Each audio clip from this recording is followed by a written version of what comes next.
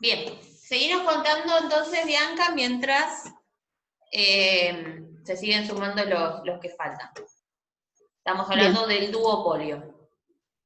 Un duopolio es un modelo de competencia en un mercado caracterizado principalmente por la existencia de dos empresas productoras, ¿no?, que controlan la totalidad de un mercado en concreto.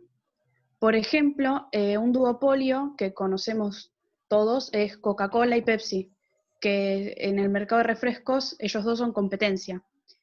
Después hay dos modelos de duopolio, que el primer modelo es el de Cournot, que no sé cómo se pronuncia, pero creo que es así, en el cual dos firmas reaccionan, y cada una a los cambios de producción, o sea, la cantidad producida de la otra, hasta que las dos llegan a un equilibrio de Nash.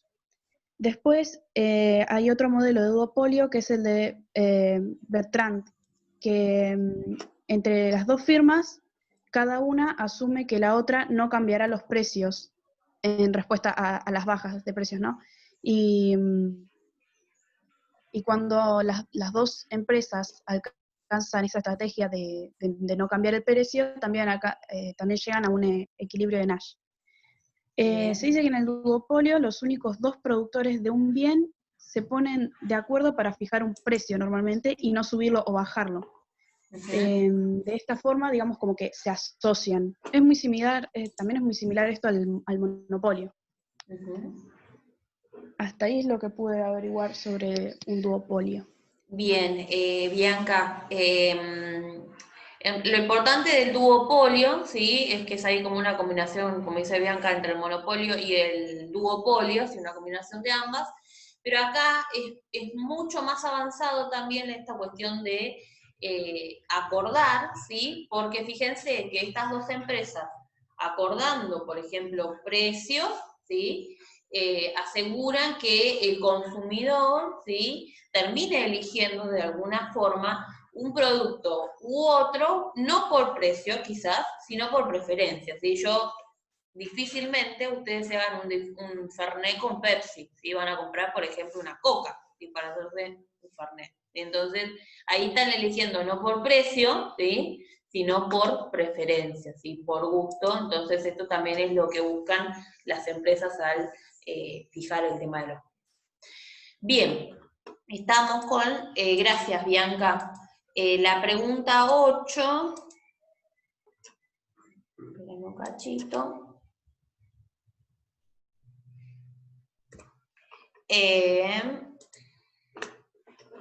me fue la pantalla.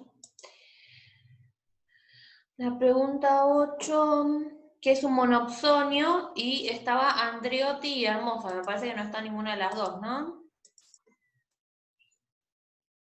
No veo que esté ninguna de las dos. Bien, esa la vamos a dejar entonces para la clase que viene, ¿sí? La del monopsonio, así podemos seguir avanzando. Si no me pongo a explicar yo, no vamos a terminar más. Dejemos la del monopsonio, sí, para la clase que viene. Y vamos a pasar a la pregunta 9, que la tenían Funes, Benítez, Pisoni, Sheffer, Todisco, ¿sí? Que era, ¿qué es la competencia monopolística y cuáles son sus características? Sí, profe, la hicimos con Joaco Scheffer y Sebastián. Bueno, a ver, ¿me cuentan? Dale, yo iba a responder la primera parte, que es la competencia monopolística, que surge cuando en un mercado hay diferentes vendedores, productores, bueno, ofertantes en sí, que ofrecen productos, pero ninguno tiene, ninguno domina sobre el mercado, digamos. Y cada ofertante puede fijar un precio, digamos, a su producto, ya que cada producto de los ofertantes tiene una diferenciación del resto. O sea, digamos que todos los productos son diferentes y por eso se dice que es un mercado imperfecto. Bien. O sea, una competencia imperfecta. Bien. Continuamos. Bueno, yo voy a nombrar un poco las características de la competencia monopolística, que son que hay un gran número de vendedores ofertantes, los precios no son iguales, o sea, existen adiciones y se puede dar en aspectos como la calidad, el servicio postventa o la ubicación, y la empresa tiene la libertad de entrada y salida en el mercado. Bien.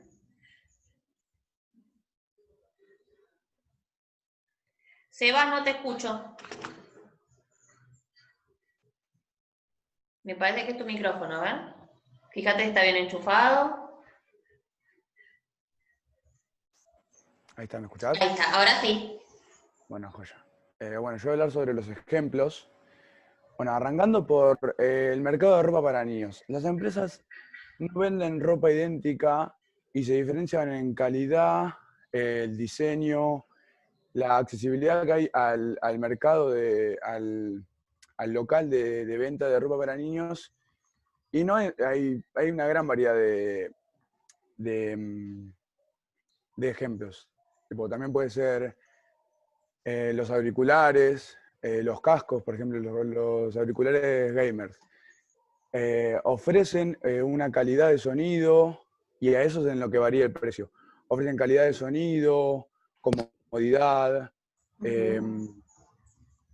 bueno, muchísimos más detalles que pueden ser para subir y bajar el volumen, desde una accesibilidad más cómoda, sino desde acá, desde un cable.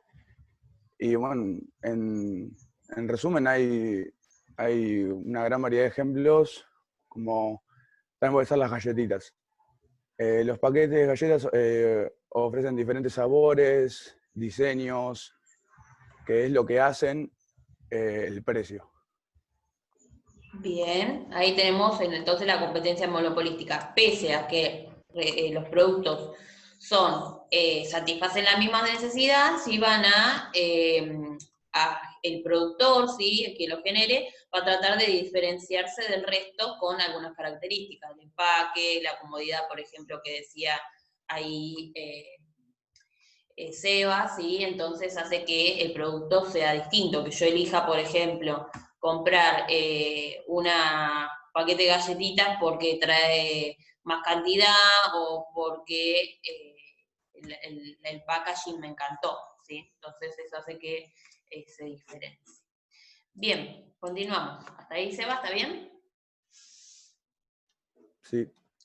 Bien, la pregunta entonces, número 10, ¿sí? Que era para Krivich, Benedicto, Heinz, Presa y Tobillas, ¿qué es el oligopolio y qué tipo de barreras presenta y ejemplifique? Sí, bueno, el oligopolio es una estructura de mercado en donde se podría decir que hay muy pocos competidores relevantes, entonces cada uno de ellos tiene cierta capacidad para influir en el precio, en la cantidad del equilibrio. Es decir, que los competidores de la empresa tienen un poder sobre el mercado, pero a un nivel inferior a un monopolio. Tipo, no tienen tanto poder, pero tienen cierto poder. Y esto es gracias a que existe un pequeño grupo de compañías y no hay un solo oferente. Algunos ejemplos de oligopolio son PepsiCo, Visa, Nike, McDonald's, Walmart, bueno, todos esos. Y algunas características de los oligopolios en sí son que hay un pequeño grupo de productores. Estos productores pueden influir sobre el precio y la cantidad, como había dicho antes.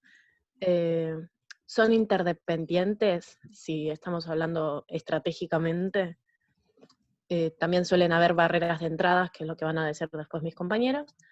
Y el producto ofertado puede ser indistintamente homogéneo o diferenciado. Y Bien. ahora va lo de las barreras. Bien, y frente a este como monopolio grupal que se da a nivel nacional, tienen las barreras de entrada, en donde no se permite, debido al poder que tienen, debido a los recursos que tienen este grupo empresarial, a entrar otras compañías que pueden llegar a hacer competencia o que pueden llegar de alguna manera, en algún momento, a igualar ese poder. Entonces, hay diferentes tipos de barreras de entrada.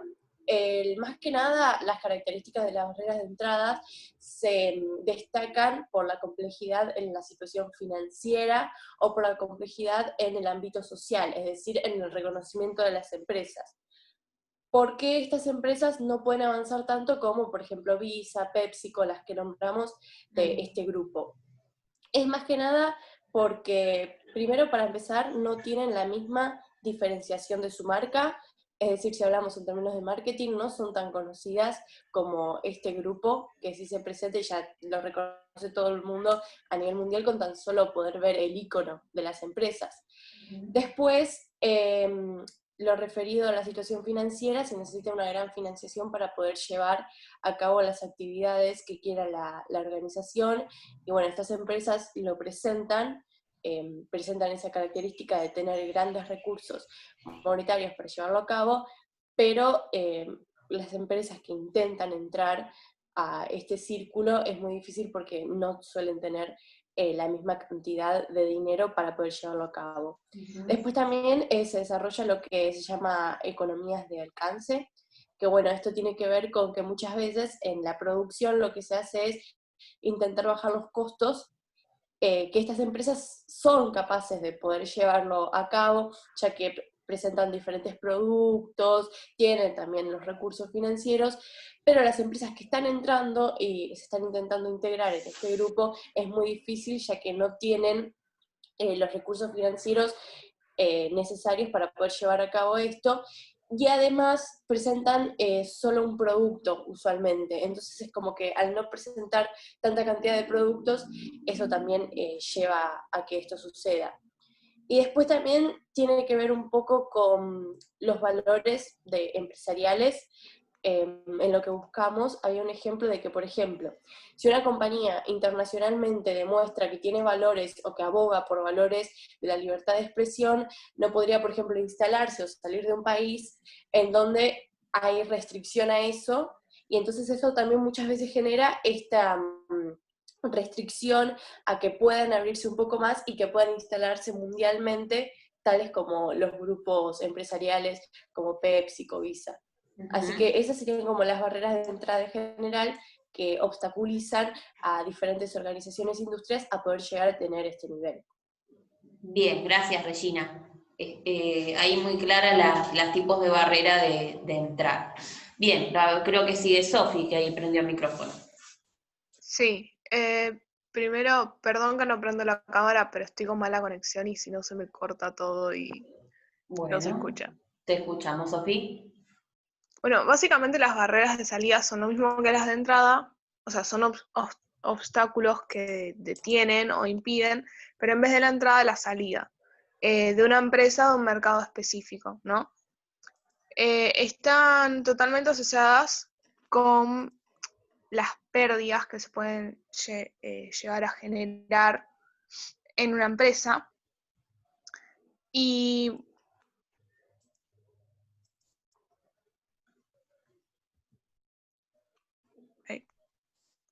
se consideran, ¿se escucha? Sí, sí. Se consideran estas barreras fundamentales para medir el nivel de competencia de un sector, ¿no? Ya que estas definen en parte la estructura del mercado en sí, de la industria en la que se está hablando. Y se pueden identificar diferentes tipos de barreras de entrada. Uno de ellos son los activos no transferibles. Estos son activos que se utilizan, que tiene una empresa que se utilizan solamente en cierto sector digamos, ¿no? Son activos específicos y justamente por esto, porque son específicos, no se pueden transferir de un sector a otro. Después los costos de salida fijos, como la indemnización a empleados, los costos de cancelación de contratos con proveedores, entre otros. Y las sinergias, que esto es básicamente cuando se produce un bien, permite menos costos en la producción que si digamos, saliera. Entonces lo que se hace es, se pone una barrera para que no tengan más, ¿cómo se llama? Más costos, más, no era costo.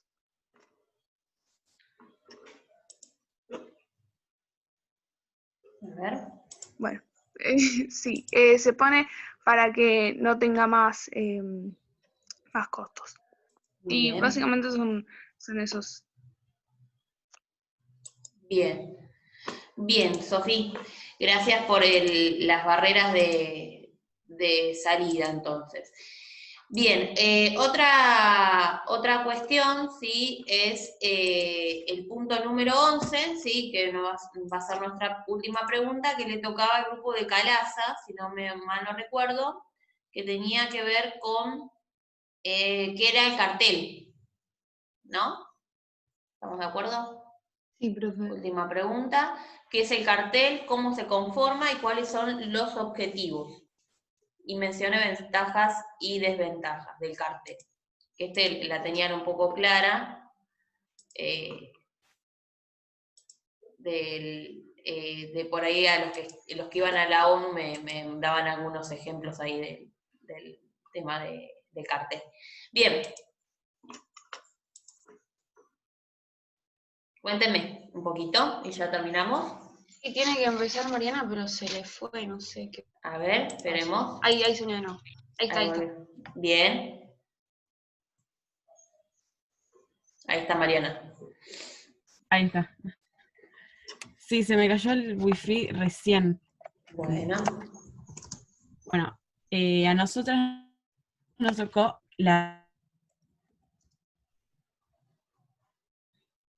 Te escucho muy, muy mal, Mariana. esa con el fin de reducir la... Se traba todo. Se me cortó. A ver, me voy a conectar con datos. Bueno.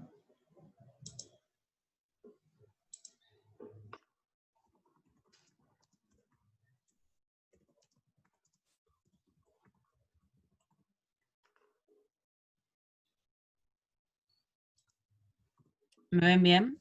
Ahora te escucho mucho mejor. Sí, te veo bien. Ahí estamos.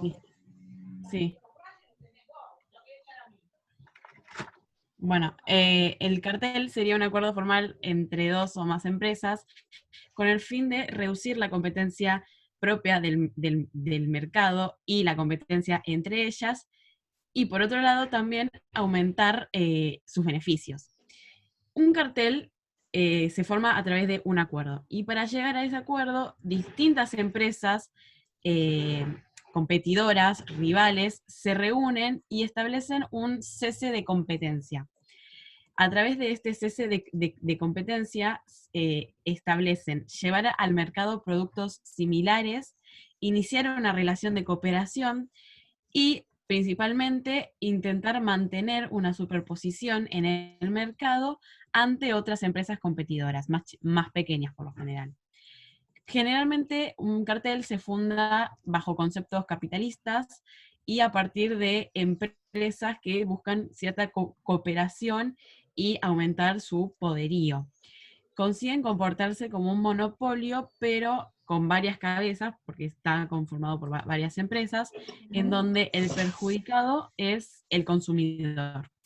En definitiva, el cartel sería una agrupación informal de empresas que conservan su independencia, pero se asocian para disminuir y eliminar la competencia del mercado que las perjudica. Bien. Entonces, ahí tenemos un ejemplo de ya no solamente esperemos un segundito que justo me está escribiendo el profe Néstor que tenemos otra reunión.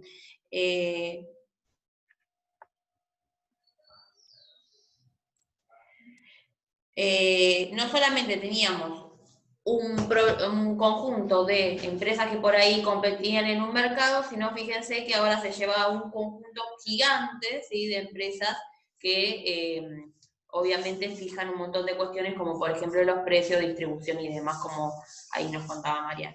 Bien, continuamos un poquito más. Sí, sigo yo. Voy a hablar sobre sus ventajas, que bueno, es aumentar los beneficios a costa de poder reducir o llegar a eliminar por completo a la competencia, la fijación de precios, la limitación de la oferta, la división del mercado y compartir los beneficios. Después, sus desventajas, básicamente dicen que tiene más efectos negativos en cuanto a lo económico que positivos, que es la suba de precios, la reducción de la oferta, y que son también culpables de llegar a acabar a la competencia, ¿no? Un claro ejemplo de todo esto es la OPEP, que es una organización de países exportadores de petróleo, la cual está formada por 12 países en que controlan el mercado mundial de petróleo. No es necesario, bueno, el ejemplo es que no es necesario que me está hablando Ale, que un cartel controle la mayoría de la oferta para dirigir un mercado. No sé si se escuchó la última Sí, parte. se escuchó, Mariano. Me estaban llamando justo. Bueno, no te Así que preocupes. nada. Bien, ahí tenemos entonces las ventajas. Sí, y las desventajas también dije. Bien. Genial. Bien, en relación nos faltaría solamente el tema de la pregunta que le faltó a Hermosa, ¿sí? Y Andriotti, sí que la vamos a ver la clase que viene. Agradezco la participación y disposición de cada uno, ¿sí? De los que escuché que participaron en la exposición. Y los voy a ver el martes próximo para el espacio de elementos, y nos vemos el jueves, ¿sí? Para gestión. Recuerden que les dejé una preguntita para pensar en la semana, ¿sí? Sobre qué es una cooperativa. Investiguen, busquen, y el jueves la discutimos, ¿sí? Buenísimo, profe, gracias. Y los veo el jueves entonces. Dale, profe, nos vemos. Saludos, gracias. Chicos, después les mando las devoluciones individuales. Chau, Dale. chau. Chau, chau.